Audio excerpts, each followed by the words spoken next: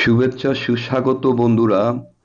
আজ আপনাদেরকে সিলেট ভ্রমণের সুন্দর এক পর্যটন কেন্দ্র রাতারকুল সোয়াম্প ফরেস্ট দেখাবো এবং সোয়াম্প ফরেস্ট সম্পর্কে বিস্তারিত জানবো। এই যে দেখছেন, এটা হচ্ছে রাতারকুল সোয়াম্প ফরেস্টের বিশ্রামাগার, টয়লেট এবং গাড়ি পার্কিংয়ের জায়গা। এখান থেকে আমরা টিকিট কেটে নৌকা করে টিকিট কেটে রাতারকুল ভবনে যাব এবং রাতারকুলের নৈসর্গিক সৌন্দর্য উপভোগ করব। এই যে দেখছেন, এই টিকিট কাউন্টার থেকে আমরা টিকিট নিব এবং আমরা রাতারকুলের দিকে এখন অগ্রসর হচ্ছি। রাতারকুল হচ্ছে গোয়াইনঘাট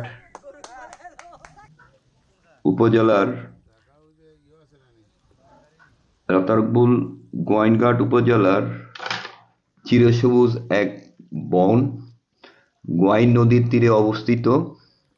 আপনারা এই যে দেখছেন, আমরা চেঙ্গির খালের হয়ে রাতারকুলে প্রবেশ করলাম। এই যে রাতারকুল দেখছেন, সুন্দর জলাবন।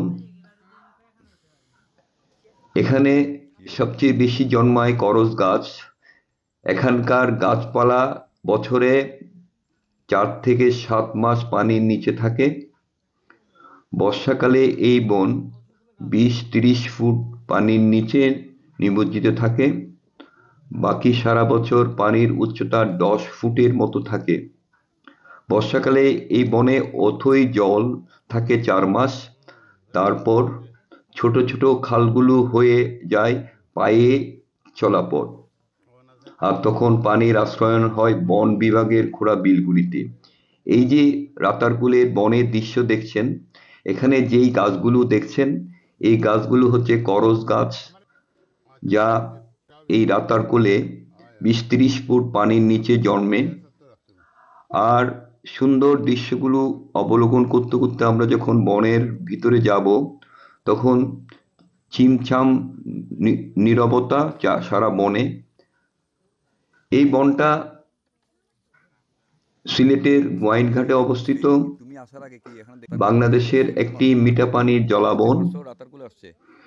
একসময় বাংলাদেশের একমাত্র জলাবন হিসেবে মনে করা হতো রাতারকুলকে।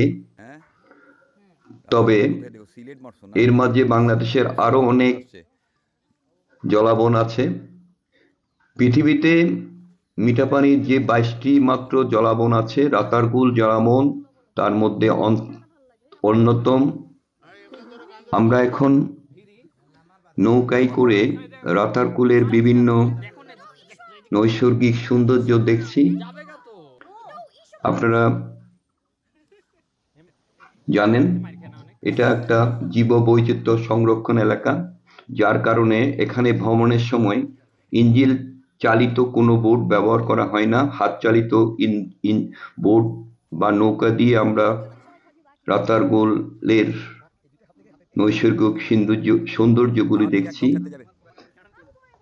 এই রাতারকুল জলাবনের আয়তন হচ্ছে 3,32,561 একর।